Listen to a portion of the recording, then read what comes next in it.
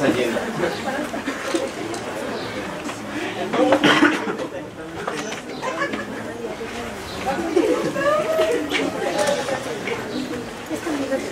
¿Se escucha bien? Bien, pues buenos días. Me permito a nombre de la doctora Ana Rivera ofrecerles una disculpa, pero es parte de los imponderables de vivir una ciudad como esta. Somos muchos y basta que haya un problema con una de las arterias principales para que se compliquen los tiempos. Pero bueno, en verdad que tenemos dos motivos muy importantes para sentirnos contentos en nuestra escuela.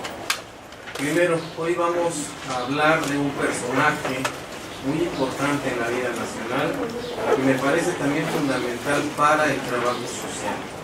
Yo estoy convencido, y esto se los recomiendo como anoten como un posible tema de tesis, como una preocupación temática. Falta en nuestra escuela, en la profesión misma, a nivel nacional, escribir, recuperar las experiencias de personajes que construyeron el andamiaje jurídico y sobre todo las instituciones para atender problemas sociales en el país. Es un tema poco explorado. Cuando se habla de la historia del trabajo social en México, nos remontamos hasta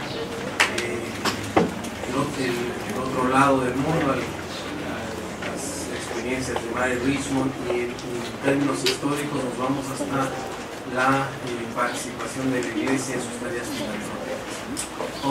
Y me parece que no hemos logrado recuperar las experiencias y las aportaciones de personajes centrales en la vida de este país, en la construcción de su legislación y sobre todo de sus instituciones.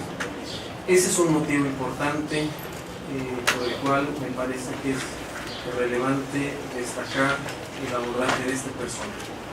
El segundo es que nos va a hacer favor de hablar sobre este tema pues la especialista más reconocida en la materia, la doctora Ana Rivera Carbón, es especialista en la vida y obra de Francisco J. Múgica, y si usted mal, corríjame, doctora, fue quien tuvo la encomienda de organizar el archivo personal de... No, yo no lo organicé, pero sí fui de las primeras en realizarlo. Bueno, yo hubiese querido hacer toda la lectura del currículum de la maestra, de la doctora, pero por cuestión de tiempo, mejor démosle la palabra. Además, también hay un pretexto adicional. Ustedes ya leyeron la síntesis curricular de la doctora en el texto sobre garantías individuales. Entonces, sin más preámbulo, la doctora Ana Rivera Carbón. Muchísimas gracias.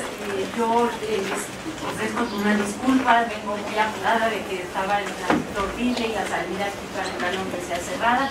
Pero bueno, ya estoy aquí y efectivamente, bueno, quiero agradecerle al profesor Alvarado la invitación a estar aquí. Es la segunda vez que me invita y me gusta mucho estar en una escuela que tiene por encomienda el formar gente en un trabajo que es importantísimo, que es un trabajo de vinculación con los demás y de trabajo para los demás. Y esto me lleva también, claro, al personaje del que vamos a hablar hoy, que es un personaje que forma parte de una generación de mexicanos que crearon el Estado mexicano moderno. Creo que es la segunda generación. Hay una primera generación de mexicanos en el siglo XIX, es la generación de la Reforma, que es la primera gran generación que crea las instituciones, muchas de las cuales perduran hasta ahora, ¿no? Después de la independencia hay un periodo de un poco más de 30 años, 35 años, de una gran indefinición política. Después de 300 años de régimen colonial, pues claro, decidir cómo nos vamos a organizar ahora de manera distinta, pues fue muy problemático, y México tuvo muchos ensayos fallidos, ¿no?, de organización, hasta que llegó esa generación magnífica de la Reforma Liberal, cuya figura emblemática es desde luego Benito Juárez, pero en donde hay unos personajes muy importantes que van dándole forma al Estado mexicano. Y la siguiente gran experiencia de creación de instituciones, que es algo de lo que trata este ciclo de conferencias organizado por el profesor Alvarado, otra gran generación creadora de instituciones es la generación de la Revolución Mexicana. Una generación que sale de una revolución armada, de una gran insurrección popular, pero que luego plasma en la ley una serie de leyes que dan viabilidad a una serie de demandas sociales, ¿no? Que son un tema que a ustedes les compete muchísimo, dan salida a una serie de demandas sociales por la vía jurídica, le dan viabilidad jurídica a esa demanda, esas demandas populares expresadas de manera violenta en el transcurso de la revolución y que luego aparecen ya en forma jurídica en el texto constitucional. Francisco J. Múgica es un personaje interesante porque transita de esa revolución armada, es un hombre que se incorpora a la lucha revolucionaria casi desde la etapa precursora, es ya un hombre que lee la prensa de oposición, lee Regeneración, el Diario del Hogar, el Hijo del Aguizote, todos estos periódicos que se publicaron a finales del régimen de Díaz y que contribuyeron a crear una conciencia política y una serie de propuestas políticas de transformación. Y luego, claro, fue opositor al régimen de Díaz desde el reyismo. Ustedes saben que cuando Porfirio Díaz anunció que se iba a retirar de la presidencia en 1908, pues rápidamente se empezaron a darle codazos a ver quién podría quedar, y uno de los que sonaban para quedar era Bernardo Reyes.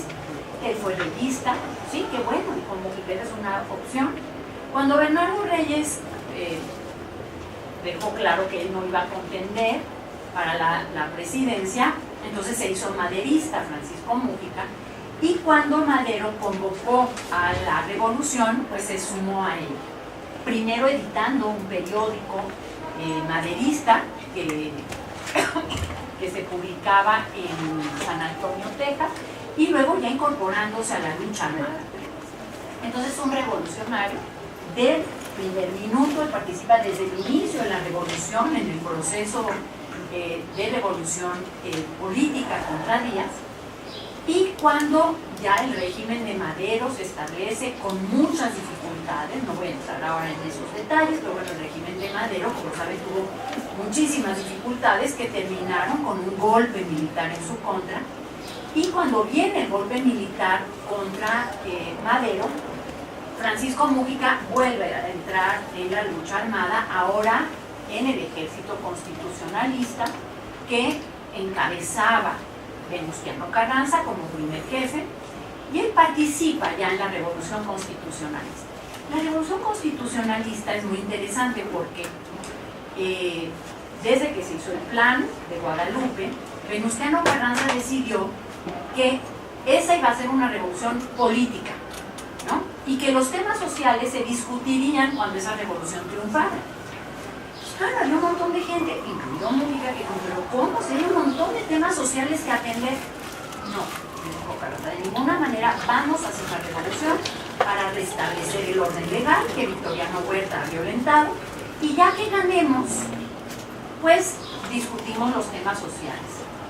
Pero eso no pasó, porque un montón de dirigentes del constitucionalismo, no los de primerísima fila, no Carranza, no Obregón, no Pablo González, pero sí un montón de gente de segunda fila empezaron a atender los problemas sociales. ¿Haciendo qué? Repartiendo tierras. Múgica está en el primer reparto agrario que se hace en la Revolución del Norte, en una hacienda que se llamaba Los Borregos, que era propiedad de un sobrino de Porfirio Díaz, en una hacienda en Tamaulipas, y él con Lucio Blanco hacen este reparto agrario en agosto de 1913. Pero luego hay un montón de otros personajes, como Pastor Ruey, que empiezan a hacer legislación en materia obrera y en materia agraria, o como Salvador Alvarado, del que ya hablará el profesor en otro momento, ¿no? Que son gente que empieza a actuar en materia social, desobedeciendo a Carranza. ¿Por qué? Porque los temas sociales están ahí. Entonces, a pesar de que Carranza les dice, oigan, no, esto es una revolución política, los temas sociales están ahí. Y entonces, los dirigentes revolucionarios, Cándido Aguilar, Emilio Portes Gil en Tamaulipas, Basilio Vadillo, van actuando en materia social, en los territorios que están bajo su control. Y esto está, digamos, dicotomía en la revolución constitucionalista, que además tiene enfrente otra revolución, con la que nunca logra pactar, pero que está haciendo una profunda transformación agraria, que es el zapatismo, le obliga a radicalizarse, ¿no? Allá hay otra revolución que actúa también contra Huerta y que está actuando en materia agraria, que está haciendo que los campesinos recuperen sus tierras. Entonces el constitucionalismo pues se va radicalizando frente a esa otra revolución que está enfrente, ¿no? Y con la que pues compite de algún modo. Entonces, esta problemática, ¿no? De una revolución que se dice política, pero que tiene un grandísimo contenido social, aparece cuando el constitucionalismo triunfa, ¿no? Triunfa frente a Huerta, ya en 1914, y luego a lo largo de 1915 triunfa frente a los ejércitos de la Convención, los ejércitos de Villa y de Zapata. Entonces, cuando triunfa el constitucionalismo, ¿qué hace? Llamar a un congreso constituyente. El año pasado nos dedicamos muchísimo, quienes nos dedicamos a estos temas, a hablar del centenario de la Constitución mexicana. Pero esa convocatoria es una convocatoria en la que quedarán reflejados estos conceptos de una revolución que se dice política y una revolución que en el fondo tiene un profundo contenido social. ¿Por qué? Porque Carranza presentó al Congreso Constituyente un proyecto de constitución, que era un proyecto de constitución liberal, que no se alejaba mayormente de la Constitución de 1857, que era una constitución que había hecho esa generación de la que hablé con Juárez, la constitución, la generación de la Reforma, que fue importantísima porque planteó la igualdad de todos los individuos frente a la ley, ¿no? Un principio liberal muy importante que acaba con fueros, privilegios, leyes especiales para distintos conjuntos sociales, y establece que todos somos iguales. Y ese principio de igualdad liberal pues es muy importante, y sobre todo si lo pensamos en una sociedad que todavía era estamentaria, ¿no? Una iglesia, un ejército muy fuertes, muy poderosos, que tenían sus propias leyes. Entonces, esto había sido un adelanto enorme. Y Venustiano Carranza hace un planteamiento muy similar, con la idea de que la democracia, las libertades y garantías individuales son suficientes para que una sociedad funcione bien, funcione democráticamente. Pero, ¿qué hacemos con todas esas demandas sociales que han aparecido y se han expresado en el contexto de la revolución? Y este es el debate formidable que se da en el Congreso Constituyente. ¿Cómo hacer? Combinar los derechos y garantías individuales con una serie de demandas sociales que se han planteado a lo largo de la década y que tienen que ver con derecho de los campesinos a la tierra, con necesidad de una legislación laboral, etcétera, etcétera. Esto yo creo que está muy bien plasmado en el libro al que hacía alusión el profesor, este libro de Garantías Individuales y Derechos Sociales, al cual me invitó, y le agradezco muchísimo que me invitara a participar en ese libro. Y este debate se da. ¿Cómo se da este debate? Pues bueno, Carranza envió esta constitución, este proyecto que había redactado él con muy cercanos colaboradores, entre ellos el presidente del Congreso, el diputado Luis Manuel Rojas, y que fue sometida a revisión por una comisión de puntos constitucionales. ¿Quién presidió la comisión de puntos constitucionales? Francisco Múgica. Francisco Múgica, que era muy joven, tenía 32 años, y fue presidente de esta primera comisión de puntos constitucionales, que se dio a la tarea de revisar artículo por artículo del proyecto Carranza para hacer un dictamen de cada uno y decir, a ver, nos parece que este artículo está muy bien, por esto y por lo otro, o nos parece que hay que revisar y que hay que redactarlo de otra manera. Y fue esta comisión la que radicalizó el texto de Carranza hacia los temas sociales. A partir de unos cuantos artículos, no muchos, pero que son trascendentales y que han marcado el siglo que siguió a la promulgación de la Constitución. ¿Cuáles fueron esos artículos? El artículo 3º, que como ustedes saben es el artículo que se refiere a la educación. El proyecto de Carranza mantenía el artículo tal y como venía de la Constitución del 57, diciendo que habría libertad de enseñanza. La Constitución del 17, y bueno, a partir de la propuesta de la Comisión de Puntos Constitucionales, planteó que no debía haber libertad de enseñanza, que la educación en México debía ser laica, toda, la que impartiera el Estado, así como la que impartieran los particulares, bajo una premisa fundamental, y es que la educación debe basarse en la razón y el conocimiento científico. La fe es otro asunto, es un asunto que compete a las familias, no lo vamos a prohibir, pero la escuela debe fundamentarse en principios racionales y científicos. Fue un artículo muy debatido, tal vez es el artículo que suscitó mayor debate ideológico en el Congreso, pero finalmente se impuso el criterio de la Comisión de Puntos Constitucionales que presidía Múgica, y Múgica fue el principal orador, diciendo que la educación debía ser laica, toda ella. Por esta razón, ¿no? Es decir, a ver, la educación solo puede fundamentarse en principios científicos.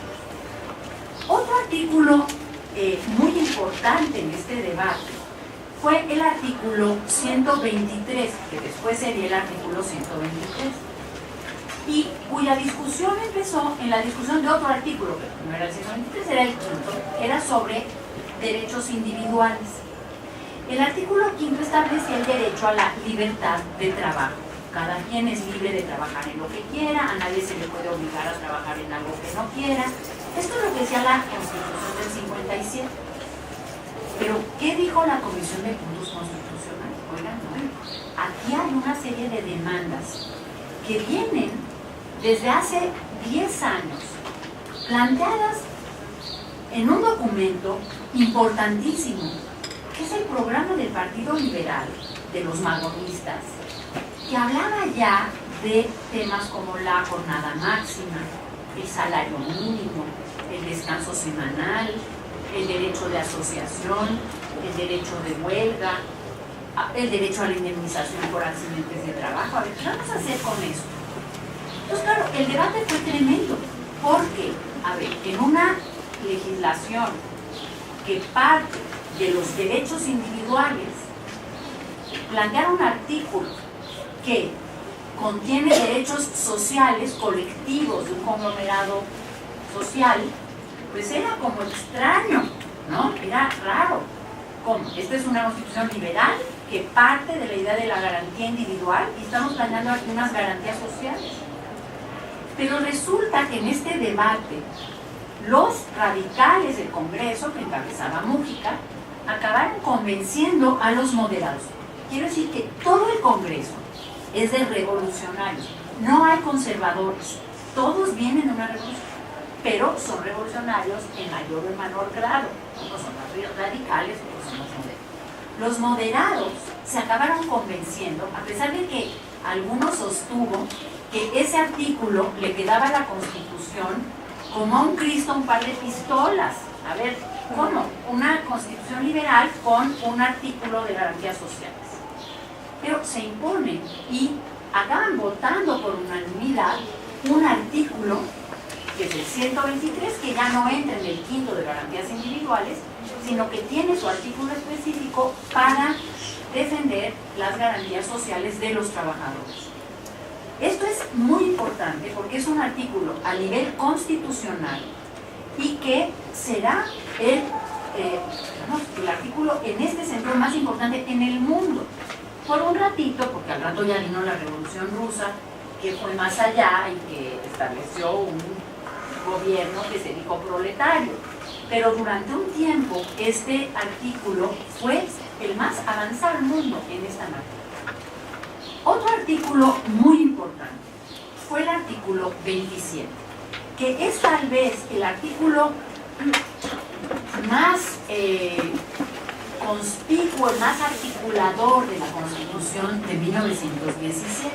Es un artículo que habla de varios temas que tienen que ver, por un lado, con la propiedad agraria. Establece límites a la propiedad agraria. Pensemos que se venía de un mundo de grandes haciendas, donde los campesinos habían perdido sus tierras de comunidad, entonces se le pone límite a la propiedad agraria. Existe la propiedad privada, pero tiene un límite. Se restablece el derecho a los campesinos a tierras de comunidad, que había desaparecido desde la Ley Lerdo de 1856. Y se establece otra cosa muy importante, que los bienes del suelo y del subsuelo pertenecen originariamente a la nación, que les puede hacer concesiones a los particulares, pero que puede recuperar por vía de expropiación, por causa de utilidad pública. Este es otro artículo importantísimo y que habla de otra cosa de la que no hablaba nadie en el mundo todavía, que era de la responsabilidad del Estado en la preservación de los recursos naturales, ¿no? La responsabilidad del Estado en esto. Nadie era todavía ecologista ni se preocupaba de esos temas, pero ya en la Constitución esto aparece y es importantísimo. Y luego hay otro artículo muy importante en el que Mújica tiene participación con toda la Comisión de Puntos Constitucionales, que es el 130, que es un artículo que modifica la relación con la Iglesia que había establecido la Constitución del 57, que era de separación de la Iglesia y el Estado. ¿Qué hace la Constitución del 17? Establecer la supremacía del Estado. El Estado está por encima de la Iglesia. El Estado puede legislar en materia religiosa, en materia de culto.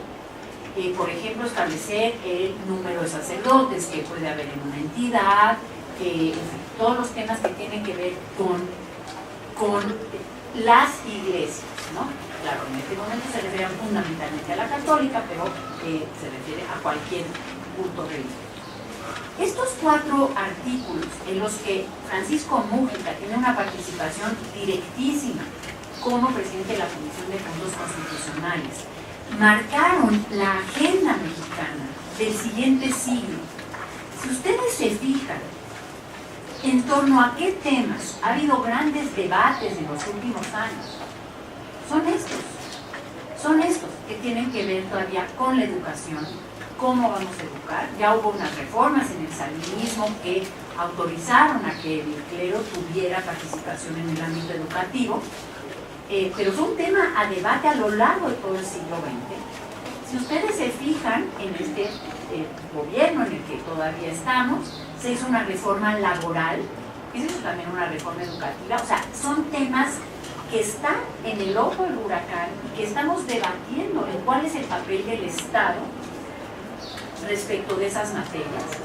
En este régimen se ha hecho una reforma en materia energética, por ejemplo, y en el 92 ya se habían hecho reformas a la legislación en materia de propiedad agraria, quitándole a las comunidades agrarias su condición de inalienables, imprescriptibles, entonces abriendo la puerta a la privatización de las tierras de comunidad. Sí, son temas que están ahí, vigentes hasta el día de hoy, y por supuesto el tema de la relación con la Iglesia. Son temas que marcan el siglo XX. Y la reforma energética, claro, del año 13. Son temas que se discutieron a lo largo del siglo. A mí me gustaría, yendo a Múgica, que es, según todos los que participan en el Congreso del 17, como el gran, digamos, inspirador de esa Constitución, incluso sus detractores, incluso gente con la que polemizó en las sesiones del Congreso, como el ingeniero Pallavicini, Félix Pallavicini, que era del ala moderada, y que acabó reconociendo que el general Múgica había sido el gran inspirador de la Constitución del 17, el gran constructor de esa Constitución, con unos discursos así muy encendidos y con, ¿no?, muy radicales, con una gran enjundia en general. Ese joven, muy joven general Múgica, definen nuestro siglo XX. Nuestro siglo XX queda definido por esa Constitución. El año pasado aparecieron un montón de textos, no solo nuestro libro, aparecieron otros muchos libros hablando sobre el tema, y había reflexiones muy interesantes. Por ejemplo, Javier García Diego, que saben fue presidente del Colegio de México hasta hace no mucho, o Ignacio Marván, que es profesor del CIDE, escribieron diciendo cómo en realidad no hubo dos partidos políticos en el Congreso, sino que la inmensa mayoría de los diputados estuvieron de acuerdo en temas sustantivos, ¿no? Y que no votaron por consigna, y esto es muy interesante, fue un Congreso realmente extraordinario. Y la Constitución del 17 es un documento que tiene una flexibilidad tal que permitía, ahora ya es una cosa bastante reconocible, pero permitía, por ejemplo, mantener la iniciativa privada, pero mantener la propiedad colectiva, mantenía la injerencia del Estado, es decir, permitía un equilibrio de fuerzas que la hizo muy dúctil. Por eso es una Constitución que sobrevive muy bien a sus primer siglo. Ahora se le han hecho muchas reformas que la han hecho muy rara, pero permitía esta doble lectura o triple lectura, ¿no?, de los intereses del Estado, los intereses de los particulares, los intereses de las corporaciones, fueran campesinas, fueran obreras, y todas tenían un juego ahí, ¿no?, y se podían hacer equilibrios muy notables a partir de ese texto constitucional. Entonces a mí me parece que es muy importante rescatar esta función, este papel de Francisco Múgica como promotor de leyes, como un gran promotor de leyes, que es una de las facetas que lo distingue. Pero es también un gran promotor de instituciones. Que Francisco Múgica no acabó su carrera después de la redacción del texto constitucional. Francisco Múgica, después de su actuación como diputado constituyente, se mantuvo activo en la vida política de la posrevolución. ¿Qué hizo Francisco Múgica? Francisco Múgica, poco después de la promulgación de la Constitución, fue gobernador de Michoacán. Y ya en el gobierno de Michoacán, Francisco Múgica intentó trasladar a la realidad práctica eso que había redactado en la Constitución. Entonces se empeñó, por ejemplo, en hacer repartos agrarios, en que efectivamente esa lectura de la Constitución que permitía que los campesinos de las comunidades, ¿no?, de los pueblos recuperaran sus tierras de comunidad, pues se hiciera efectiva, ¿no?, que ese artículo 27 se trasladara a la práctica. Intentó, claro, que las escuelas del Estado fueran escuelas apegadas al artículo 3. Y eso pues lo enfrentó con una poderosísima iglesia michoacana, que es un estado con unas fuerzas conservadoras muy importantes, y tocó con ellas, como tocó también con los grandes propietarios agrarios. Intentó favorecer la creación de sindicatos, ¿no?, con el artículo 123 en la mano, e intentó establecer la prevalencia de la Iglesia del Estado sobre la Iglesia de la mano del artículo 130. Claro, esto lo enfrentó de manera muy importante con las fuerzas conservadoras del Estado, que eran poderosas, no eran poca cosa esas fuerzas conservadoras del Estado de Michoacán. Y entonces su gubernatura acabó mal, no pudo cubrir sus 4 años de gobierno, porque se enfrentó no solo con estas fuerzas, sino con el presidente de la República, que era Álvaro Obregón. Álvaro Obregón, quien daba prioridad a una lectura más moderada de la Constitución, que se valía, ¿no? Yo quiero decir que estas 2 lecturas se valían, están ahí contenidas en el texto constitucional. Pero entonces, claro, Obregón le puso palos en las ruedas todo el tiempo. No lo apoyó en su enfrentamiento con estas fuerzas del Estado, estas fuerzas conservadoras del Estado, y Múgica debió pedir licencia, terminó por pedir licencia a su cargo, y tiempo después, cuando intentó recuperar el cargo, un año después, se topó con una hostilidad, que prácticamente le costó la vida, y tuvo que permanecer escondido hasta que se fue ya de la presidencia Álvaro Obregón. Múgica participó también activamente en otro puesto público, ya en tiempos de Plutarco Elías Calles, que es otro personaje del que se hablará en este ciclo, que es otro gran creador de instituciones de todo tipo, políticas, económicas, de infraestructura, etc. ¿Qué cargo ocupó Múgica? Ocupó un cargo muy interesante, que es el director del penal de Islas Marías. Es un puesto interesante por varias razones. Primero, porque cuando fue diputado constituyente, él se opuso a la construcción de penales alejados del mundo, porque decía, los presos no pueden estar cerca de sus familias, y estar cerca de la familia ayuda a reinsertarse en la vida social, a mantener la moral, ¿no? A ser mejor, estar con la familia ayuda a ser mejor. Entonces él se había opuesto a las colonias penales y acabó dirigiendo la principal colonia penal, que era Islas Marías, que era una suerte de exilio político para él también. A ver, estar en las Islas Marías como director, pues es casi igual que estar preso. Eres en una casa más bonita, pero estás también lejos de todo.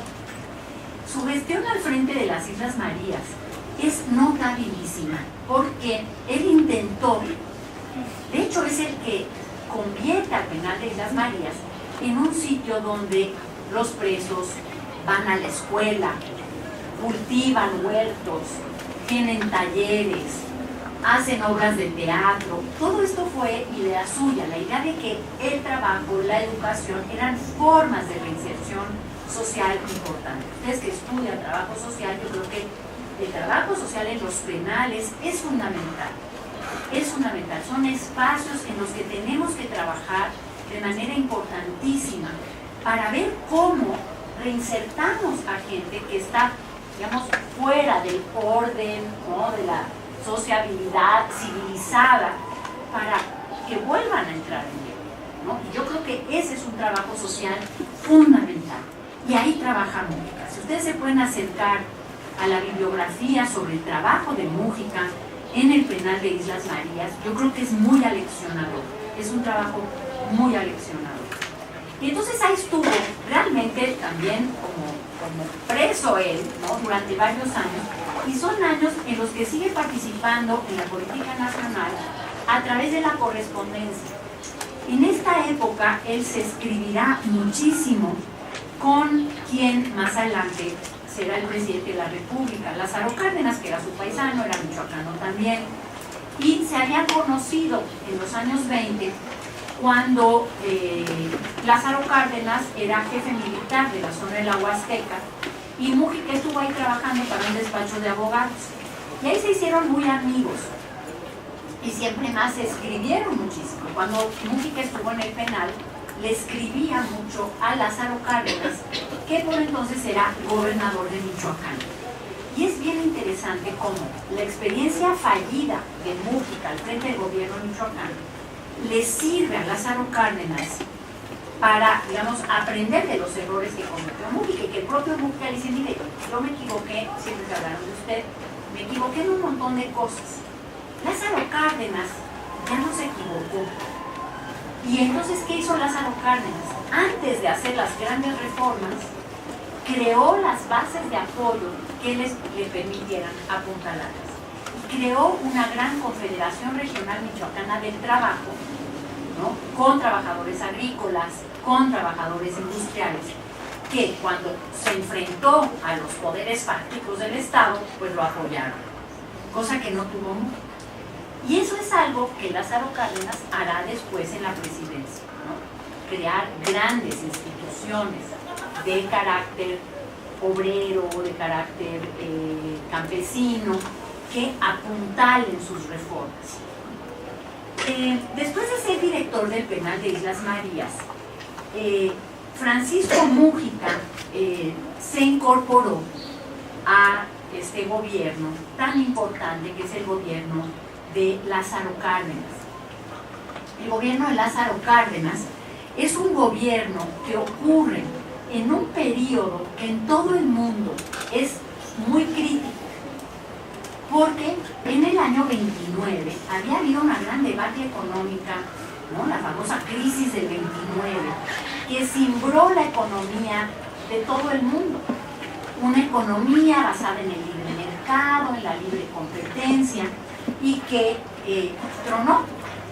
Es una crisis terrible, porque es una crisis de saturación de mercados, no es una crisis de escasez. Entonces las crisis eran no hay suficiente para todos, y a partir del 29 es una crisis porque hay demasiado y no hay quien lo compre. Es terrible, ¿no? Entonces esa crisis es una crisis que duró muchos años y que se empezó a remediar en los Estados Unidos con la llegada del presidente Franklin Delano Roosevelt en el año 33, y en México con la llegada de Lázaro Cárdenas.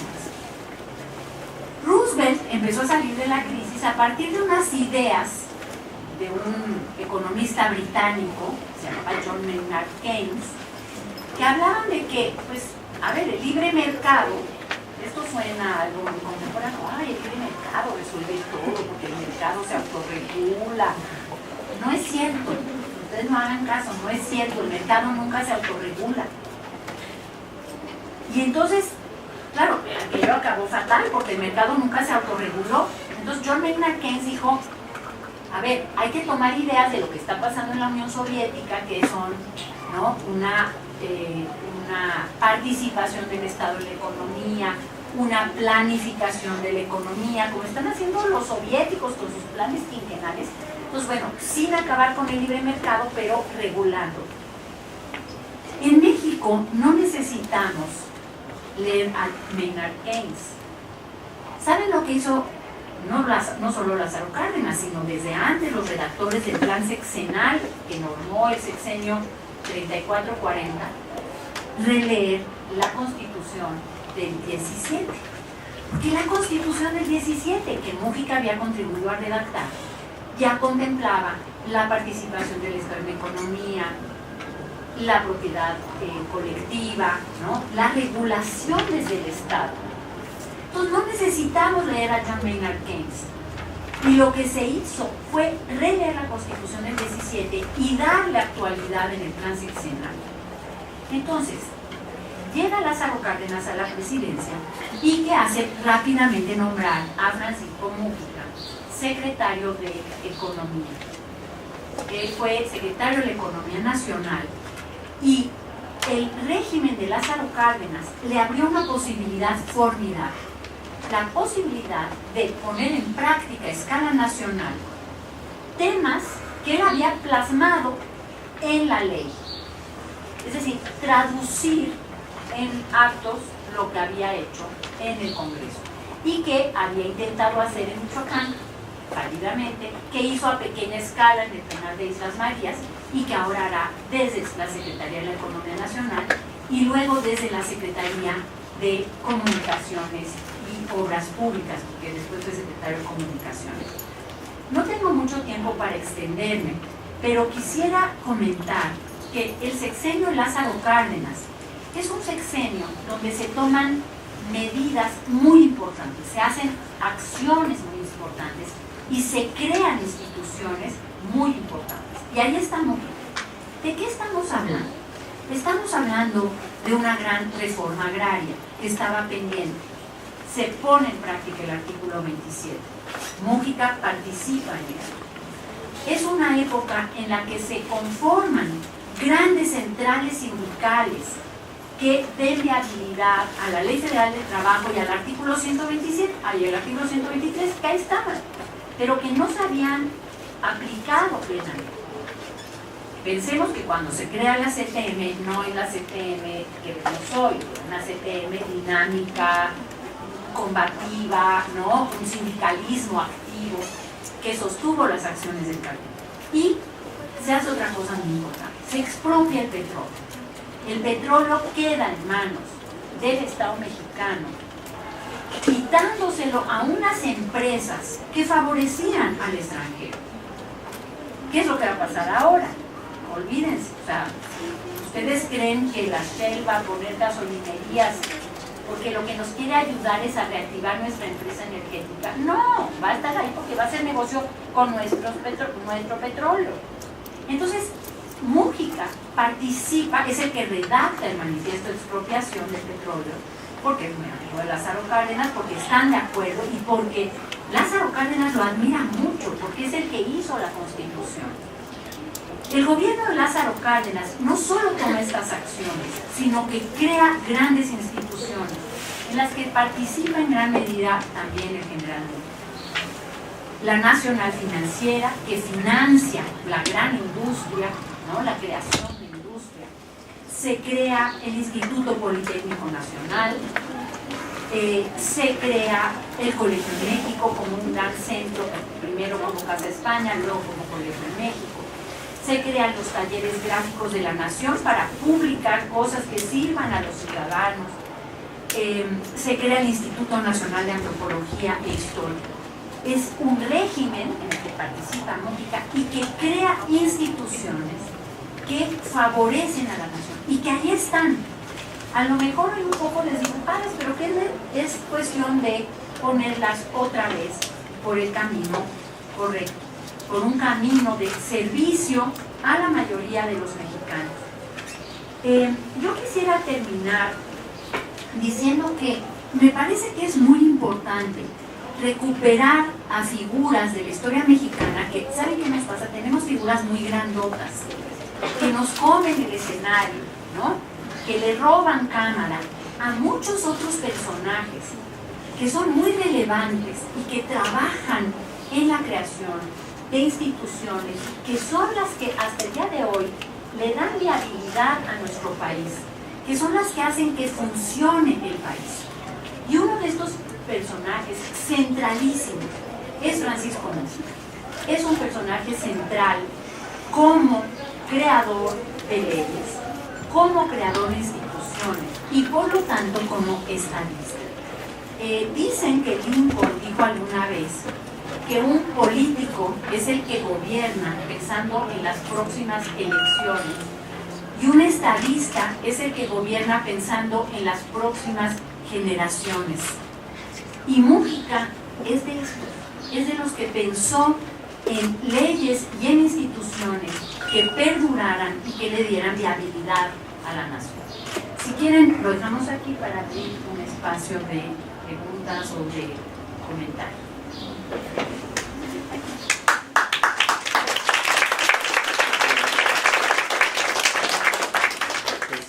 Yo consideré que era prioritario darle la palabra a la doctora Rivera Carbo para escuchar su disertación sobre Mújica y no me equivoqué, porque lo que ha planteado nos ubica a un personaje en una dimensión muy trascendente en nuestro país.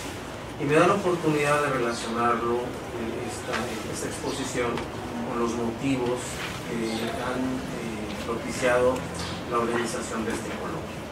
Este coloquio forma parte de la cátedra Gustavo Vaz, que tiene por objeto recuperar las experiencias de personajes históricos que de alguna medida han contribuido a la atención de los problemas sociales y por tanto son parte del acervo del trabajo social.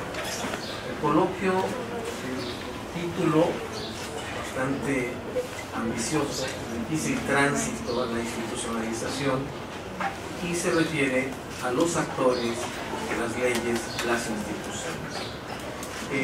En ese sentido, hay un hilo que vincula a esos tres personajes y que tiene que ver justamente con lo que aquí muy bien ha señalado la doctora Rivera Cano. Fundamentalmente 4 artículos constitucionales, el tercero, el 27, el 123 y el 130, que van a tener un antecedente en la obra de algunos de los revolucionarios que ya mencionó la doctora Carbo, y particularmente el caso de Alvarado y Yucatán. El artículo 123 va a ser de particular importancia para Alvarado, y el ideario de Alvarado va a estar, y la herencia de Alvarado va a estar presente en el constituyente del 17 a través de la Diputación Yucateca. Porque el antecedente del artículo 123 es la Ley del Trabajo de Yucatán, aprobada en 1915 en Yucatán. Asimismo, el artículo tercero va a ser muy importante también. El 27 y el 130, porque van a generar un enfrentamiento muy serio con el siguiente personaje de nuestro coloquio, que es Plutarco Elías Calles. Una cosa es que la ley esté escrita en un documento y otra muy distinta es la aplicación, hacer realidad esa ley. Y eso va a trastocar intereses terribles, de manera terrible, porque de la confrontación ideológica vamos a pasar lamentablemente una vez más a la confrontación armada. Y la rebelión cristera va a estar asociada justamente a el papel de la Iglesia Católica, que va a haber afectado sus intereses a través del artículo tercero, que va a hacer que saque las manos de la educación, del artículo 27, que le va a impedir tener propiedades, del artículo 130, que establece la supremacía del Estado sobre la Iglesia. Entonces, ese es justamente el objetivo que perseguimos con este coloquio y con estos tres personajes. Ahora, me permito hacer algunos comentarios con relación a lo que ha señalado aquí la doctora Rivera Calvo, particularmente de Francisco J. Me emociona de manera singular escuchar sobre personajes como el referido. Quiero decirles que tengo la fortuna también de tener una relación estrecha con otra eminencia en el estudio de la historia, la autora Gloria Villegas, directora de la Facultad de Filosofía, y también una experta en temas relacionados con la Revolución Mexicana. Cuando hablamos de estos personajes, recuerdo una expresión de ella. Me dijo un día con cierto dejo de tristeza, me dijo: Salvador, no sé en qué momento perdimos estos figurones, en qué momento nos extraviamos como país y hemos perdido estos personajes que eran capaces de plantearse proyectos de largo alcance, de largo aliento, y pensar más en políticas de Estado y no de gobierno. El constituyente 17 va a ser muy interesante, porque yo solo agregaría incluso un concepto muy interesante y con el cual fue bautizada el ala que encabezaba Mújica. Se les denominó el ala de los jacobitos, es decir, el ala radical en remembranza de aquellos revolucionarios radicales de la Revolución Francesa. Y me permito hacer mención de ese proceso de la Revolución Francesa, porque en la intervención del Estado, que tanto hoy nos han señalado este prefijo neoliberal, donde señalan que el Estado no debe intervenir en la economía, hasta que hay algunos libros recientes que señalan que jamás han dicho eso los neoliberales, que al contrario, quieren un Estado que intervenga, pero protegiendo los intereses del mercado. Es decir, le asignan un nuevo papel al Estado. Pero esta idea de un Estado con responsabilidad social está ya en el contrato social de Rousseau, y en el caso de Alvarado tiene una profunda influencia rousseauiana. Este texto tiene una profunda influencia en su obra. Recuerden, lo hemos revisado en nuestros cursos, textual decía Juan Jacobo Rousseau que si la injusticia y la desigualdad eran inevitables porque la igualdad absoluta era una quimera, entonces correspondía por lo menos regularlas, y le asignaba justamente esa tarea al Estado, la necesidad de regular las desigualdades. Esa idea de regulación de las desigualdades está presente desde nuestros documentos fundacionales como nación. Sentimientos de la nación, uno de sus artículos señala que se regule la opulencia y la indigencia, y que haya salarios justos, es decir, una distribución justa de la riqueza. Este acervo, estas ideas van a permitir que estos personajes sean capaces de plantearse un proyecto de país de largo aliento, en donde esté la idea de crear instituciones, de transitar de esta parte de confrontación entre actores políticos para darle cauce a una vida legal e institucional. Para pasar a una ronda de unos 15 minutos de intervenciones de ustedes, solo permítanme compartir con ustedes unos extractos de una carta de Mújica dirigida a Salvador Alvarado, que me parece es muy útil para ubicar en su dimensión humana a el general Mújica, y que nos permite dejar abierto este puente para la segunda intervención de nuestro coloquio, que será ya la obra de Alvarado. Esta carta que escribe Mújica se llama Carta a Salvador Alvarado, y es una carta que data del 29 de agosto de 1916. Es una carta en donde escuchamos a un Mújica, a mí me sorprende, un hombre con esa enorme vitalidad, con esa energía, con un proyecto tan de largo aliento, como hay momentos en que emocionalmente se quiebran estas personas. Le escribe esta sentida carta a Salvador Alvarado, y les leo solo algunos párrafos. Le dice: hablo al correligionario de pura sangre, y no al de última hora ni al modificado, de cuyas dos especies ahora tenemos muchos entre nosotros. Para 1916, Carranza ha entrado ya en un proceso de alianzas con los antiguos enemigos, con aquellos que hicieron que cayera Madero, y que en el intento de restablecer el orden constitucional se habían ubicado como enemigos del constitucionalismo. Ese acercamiento va a ser terrible para el ánimo de personajes como Mújica y como Alvarado.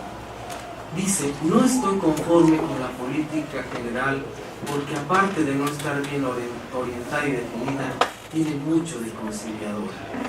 Aquí en Tabasco, también estuvo al frente de Tabasco previo a su responsabilidad como gobernador de Michoacán. Dice: aquí en Tabasco recibí órdenes del primer jefe para restituir a la compañía agrícola tabasqueña, y entre paréntesis pone, compuesta de gachupines y yanquis, los terrenos de la isla El Chinal, que había sido quitado a los hijos de Jonuta y que yo les entregué como ejidos con fundamento en la única ley agraria que se ha dado la revolución, la del 6 de enero de 1915. Es decir, Mújica hace la restitución a los propietarios originales de esas tierras.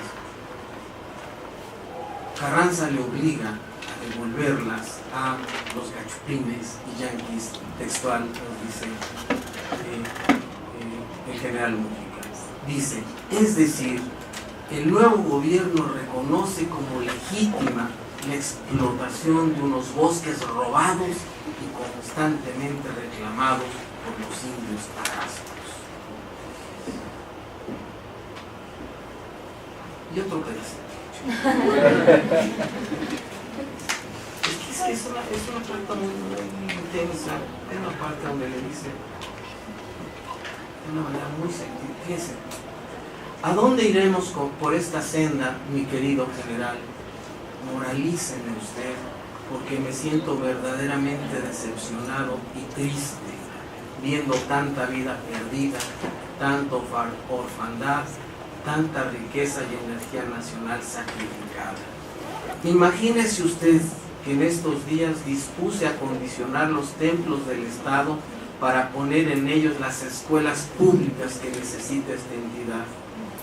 Bien, un anhelo que creo trascendental, que lamentablemente fue desbaratado por una orden del primer jefe, nuevamente Carranza, ¿no?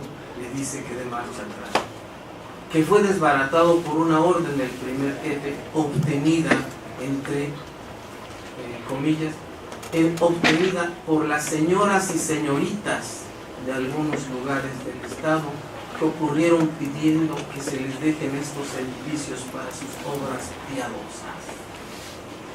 Usted, y termina otra vez, y con esto termino esta referencia. Por eso repito, moralíceme usted, mi general, pues deseo seguir trabajando por nuestro ideal, pero necesito creer que no se perderán los esfuerzos ni permaneceremos estancados. Estos proyectos lamentablemente son los que fueron derrotados y ha predominado el Estado que hoy tenemos. Entonces, yo creo que sería muy importante pasar una ronda de intervención de ustedes y que aprovechemos. Sí, pero no se me desanime por lo que dice el profesor, porque yo creo que efectivamente si nosotros vemos hoy qué ha pasado con todas esas leyes y con esos proyectos, uno podría desanimarse. Pero durante muchos años hay que pensar que estos proyectos sí se materializaron y sí contribuyeron a que este país funcionara mejor de lo que funcionaba. Es decir, hay una época de ascenso del proyecto revolucionario en donde efectivamente los proyectos como el de Salvador Alvarado, como el de Mújica y como el de tantos otros, tanto mencionó el profesor a Gustavo Vaz, por ejemplo, es un gran creador de instituciones educativas, médicas, es un personaje realmente importante. Entonces, son gente que contribuyen a crear un montón de instituciones a las que nosotros hoy vamos a atendernos en salud, a estudiar, ¿no? Y que están ahí y que las creó gente que en estos años estaba en un momento de impulso buenísimo para nuestro país. Y quería comentar, hay ahora afortunadamente sí trabajos que están sacando a la luz esto. Cuando el profesor comentó de Gustavo Vaz, me acordé de un libro que publicó el Instituto de Antropología hace no mucho, con testimonios, con entrevistas que les hizo una historiadora muy conocida que murió hace unos cuantos años, Alicia Olivera. Se llama Testimonios sobre el México Revolucionario, y ahí están, por ejemplo, entrevistas con Gustavo Vaz, una entrevista magnífica con Emilio Portes Gil, que fue presidente de México, presidente interino, con Luis L. León, con Manuel J. Celis, y son entrevistas buenísimas donde ves cómo estos personajes participan en la construcción del México postrevolucionario. Y hace poquitito acaba de publicar el Fondo de Cultura un libro sobre Jaime Torres Bodet, que es otro personaje colosal, creador de instituciones educativas, de instituciones que tienen que ver con la relación con el que fue representante de México en las Naciones Unidas. Y yo creo que tenemos que asomarnos a ver las vidas de estas personas y a recuperar, ¿no?, parte de estos proyectos para que efectivamente nos inspiren a algo mejor. Quisiera nada más brevemente decir, no mencioné dos cosas importantes de Mújica. Una es que fue candidato a la presidencia de México en el 40, precandidato de su partido, finalmente se impuso la candidatura de Manuel Ávila Camacho. Hay mucha gente que ve ese momento como un parteaguas hacia una,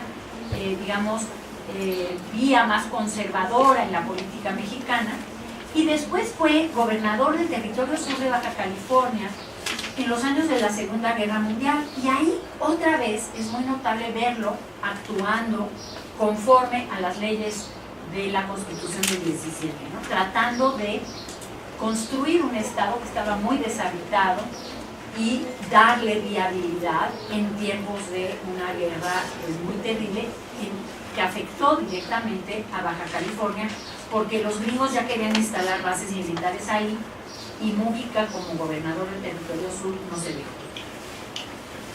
Pues tiene usted la palabra, tenemos unos minutos para unas preguntas, algunos comentarios, por favor. Yo tengo un comentario, regresando a la presentación del coloquio, refiriéndonos hacia el trabajo social, me parece que es bastante importante contextualizarnos acerca de la historia de nuestro país y sobre todo con estos personajes por su intervención en cuanto a las políticas mexicanas y la legislación que se hace. Respecto a esto, lo considero importante porque me parece que desde esa perspectiva, antes que tener la perspectiva americana y los antecedentes que nos han dado, tendríamos una capacidad de iniciativa hacia lo que podríamos lograr en cuanto terminemos nuestra carrera. También me parece que se inserta mucho este personaje al trabajo social cuando nos habla de reinsertar a los presos en Islas Marías y con sus demás pues, acciones que tuvo a lo largo de su historia. Ya me hiciste el día. Con ese solo hecho ya se justifica el porqué de un coloquio como este. Yo estoy convencido que tenemos una historia riquísima de actores, de leyes y de instituciones que tenemos que resolver. Que tiene que ser el basamento a partir del cual pensemos esta importante disciplina, esta importante profesión. Por un lado, en términos académicos, disciplinarios, y por otro, la intervención como profesionales de la atención de los problemas sociales. Pero, ¿alguien más? Soy Samara, estudiante de tercer semestre, y quiero agradecerles a los dos porque estoy llevando yo una investigación acerca de los exconvictos y la reinserción social. Ahorita me esclareció mucho ese tema de Francisco J. Mújica, que fue el director de las Islas Marías. Yo no lo sabía, de hecho en pocos libros se habla, siempre nos mandan a reinserción en España, en Europa, pero se me hace muy importante que se dé aquí, porque bueno, en el trabajo queremos hablar aquí, lo que pasa en México. Y yo quiero darle las gracias porque ese tema, o sea, se me esclareció y ya le da una vuelta a la investigación que se basa aquí en México y ya no en Europa. Bueno, sí, puede ayudarles para el tema de cuestión penal. Bueno, yo creo que hay que revisar el diario de debates de la Constitución del 17, que está publicado y se puede consultar en todas las bibliotecas. Está el debate sobre los penales. Entonces ahí están todas las posturas de por qué sí los penales alejados, ¿no? Las colonias penales o por qué no. Ahí viene el debate. Y muy recientemente acaba de salir, como quien dice del horno, un investigador que se llama Diego Pulido Esteva, acaba de publicar un libro específicamente sobre Islas Marías, no solo sobre la intervención de Francisco Mújica, sino de la historia del penal, digamos, amplia, ¿no? La historia amplia del penal de Islas Marías, que vale la pena consultar. Hay que decir, a mí me emociona mucho la historia de Mújica al frente del penal, porque entre los presos que le llegaron durante su época de director estuvo el escritor, el famosísimo escritor José Revueltas. José Revueltas era muy jovencito, empezó a militar en el Partido Comunista y que me los pepenan, estaba ilegalizado el Partido Comunista y me mandan a un grupo de comunistas a Islas Marías. Entonces cuando ya llegó, estuvo un tiempito ahí, entonces vieron que era menor de edad y dijeron, no, pues este no puede estar aquí, y entonces ya lo soltaron. Y él, claro, identificó al director como, bueno, el represor espantoso, y era Francisco Mújica. Su estancia en el penal le dio para escribir una obra que, si les interesa esta cuestión de los penales, es muy importante, se llama Los Muros de Agua, en donde él describe su experiencia como preso en las Islas Marías, porque claro, una isla tiene muros de agua, no es una cárcel con muros de agua. Y entonces él, bueno, detestaba la figura de Mújica. Muchos años después, cuando Mújica estaba secretario de Comunicaciones y Obras Públicas, fue a pedirle boletos de tren para poder hacer una campaña de, ¿no?, propaganda por todo el país, y Mújica le dijo, perdone, pero pues nosotros no regalamos boletos de tren, ¿no? Me da mucha pena. Y entonces Revueltas cuenta en sus memorias que fue muy grosero con Mújica, y dijo cosas así desagradables. Pero luego dice, me di cuenta de que Mújica era parte de un grupo de políticos que en realidad nos habían rebasado por la izquierda muchas veces sin que nos diéramos cuenta. Y me sentía apenado de haber sido tan grosero con él, ¿no? Pero bueno, ahí hay material para estudiar esta cuestión de los penales en México que es muy interesante, ¿no? Todo este debate sobre las colonias penales. El caso de Revueltas es muy importante porque llama un personaje reciente en las discusiones del 68. Fue encarcelado como uno de los autores intelectuales, ¿no? Los promotores intelectuales del movimiento estudiantil. Bien, vale la pena leerlo, sus novelas y sus ensayos. ¿Alguien más? Bueno, tras escuchar la forma en que lo explican, todo este proceso me parece que debería ser insertado desde la educación primaria. ¿Por qué? Porque creo que nos basamos más al hecho de la historia superficial y no entendemos ese contexto que estuvo debajo de todo eso tan grande. O sea, para comprender cada pequeño detalle de por qué pasó, no es nada más como de, fue esto y ya, sino el por qué. Bueno, yo creo que ahora, bueno, los historiadores estamos intentando desde hace mucho tiempo explicar la historia más como proceso, ¿no? Que como una serie de efemérides sueltas, ¿no? En un calendario cívico que nos parecen. Yo les quiero decir que yo trabajo en el Instituto de Antropología e Historias y de Investigación, pero doy clases en prepa.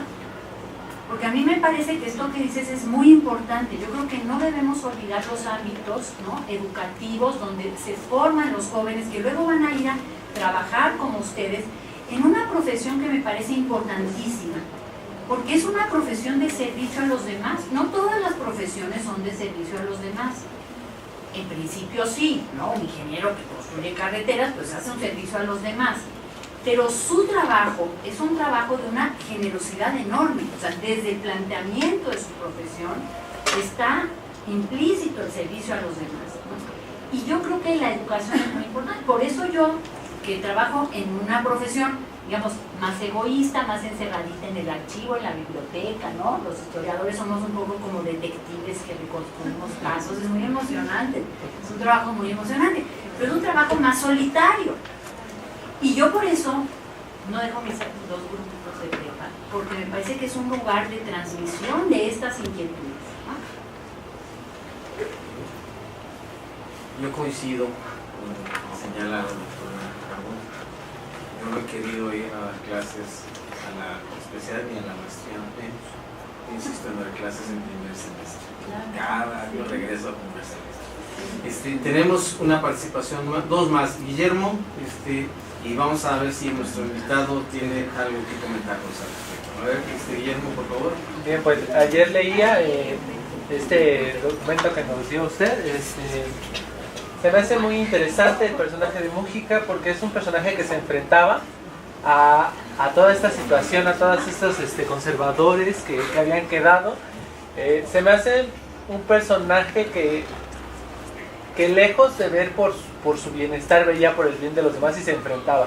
A mí veía yo el artículo del trabajo que decía que ya no pueden tener 18 horas, sino que vamos a regularlo, el salario, todo, la prohibición de las mujeres y los niños en el horario nocturno.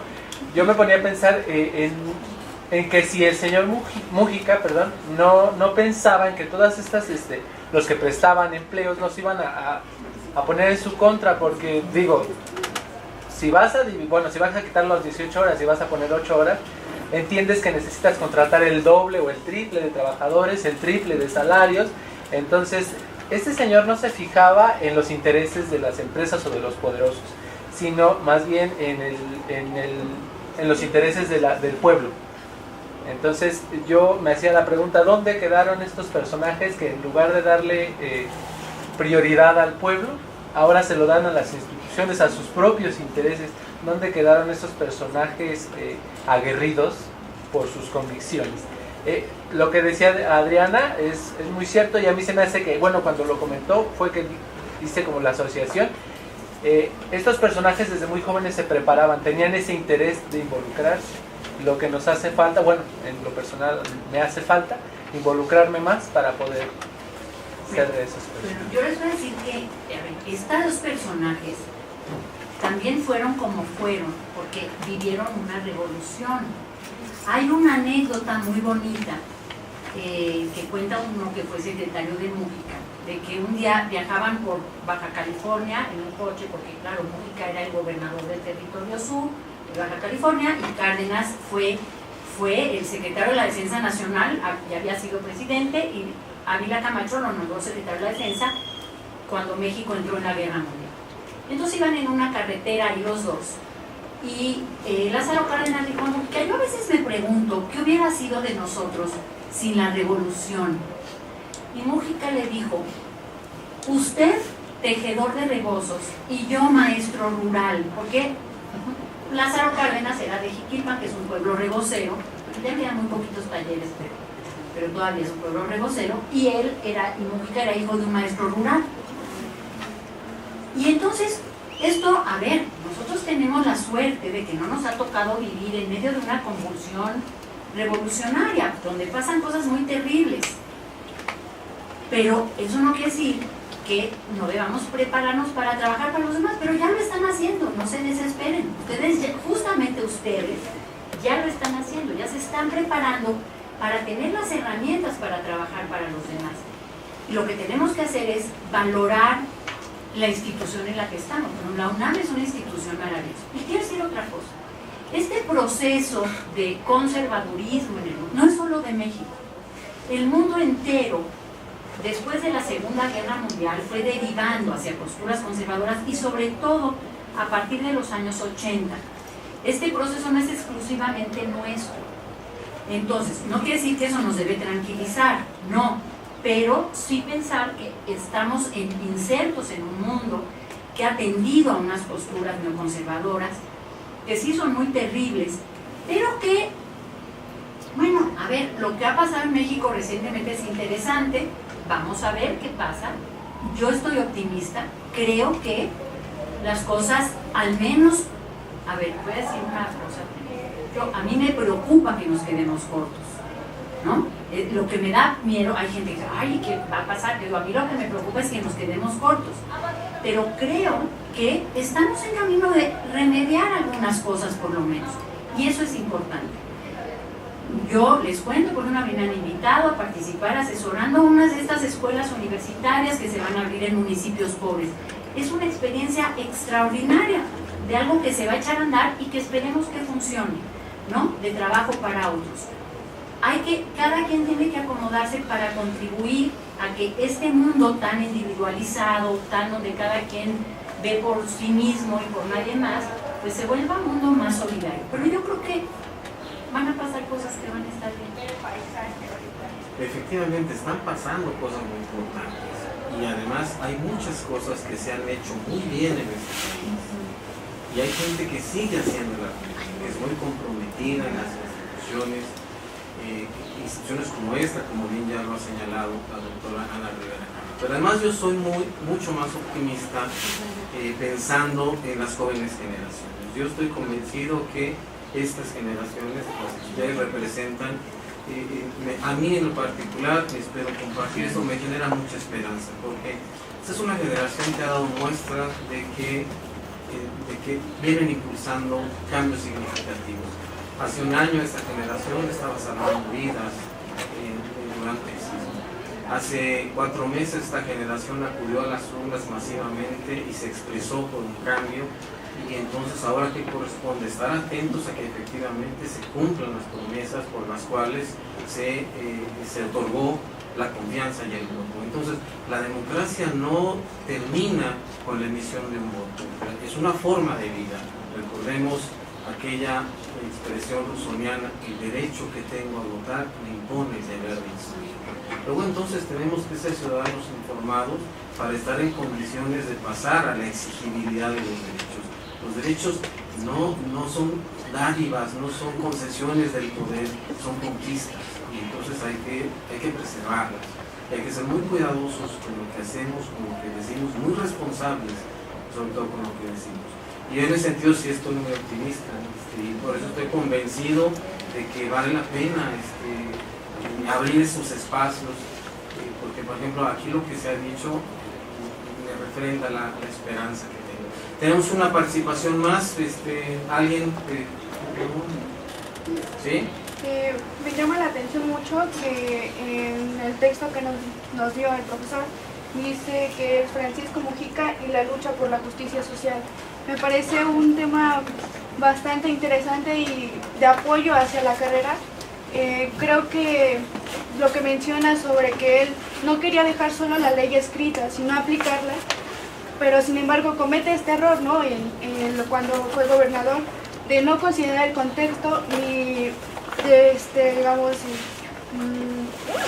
formar las bases para poder realizar esto que menciona usted. Creo que es bastante interesante ver esta perspectiva, porque yo al menos no conocía esta perspectiva y pues, le agradezco haberme esclarecido este tema. Bueno, quisiera decir que efectivamente la gubernatura en Michoacán es un fracaso. Y él se tiene que ir, pero justamente se da cuenta, ¿no?, de sus errores y puede contribuir a que unos años después, cuando Lázaro Cárdenas llega a la gubernatura de Michoacán, ¿no?, lo puede hacer, y Lázaro Cárdenas le dice, por favor, estaba ya Mujica en el penal de Las Marías como director, y dice, por favor, escríbame una carta semanal para Michoacán, o sea, no me escriba a mí contándome, ¿no?, lo que le pasa a usted, sino escríbame para Michoacán, un poco para que yo aprenda, ¿no?, de lo que a usted le pasó. Y es bien bonito también, y esto creo que también para ustedes es interesante. En algún momento Lázaro Cárdenas, cuando deja el gobierno del Estado, ya acabó el gobierno del Estado, Lázaro Cárdenas pensó en dejar el ejército, era general del ejército, y le escribe a Mujica diciendo, he pensado dejar como el servicio público para dedicarme como al trabajo, digamos, como al trabajo social, pero por la libre, ¿no? No lo dice así, pero es lo que le viene así. Y Mujica le escribe, dice, no lo deje, usted no deje el ejército y no deje el servicio público. O sea, porque en una sociedad como la nuestra, el estar inserto en las instituciones es lo que nos da la posibilidad de actuar. No lo deje. Y entonces manténgase dentro de las instituciones, porque es desde ahí desde donde se puede trabajar. Y entonces efectivamente Cárdenas no solo no deja el ejército y no solo no deja la política, sino que acaba siendo el candidato a la presidencia. Pero es interesante esa postura de que hay que defender las instituciones que se han creado y trabajar desde ellas, ¿no? Porque por la libre es mucho más difícil, ¿no? Aunque estás en una institución y puedes desde ahí contribuir a que las leyes se apliquen y se hagan cosas. Bueno, pues lamentablemente el tiempo ha concluido. Yo simplemente a nombre de nuestra directora, la maestra Leticia Cano Soriano, me permito hacer entrega de un agradecimiento con constancia a la doctora Ana Rivera Carbón. Siempre es un placer escucharla.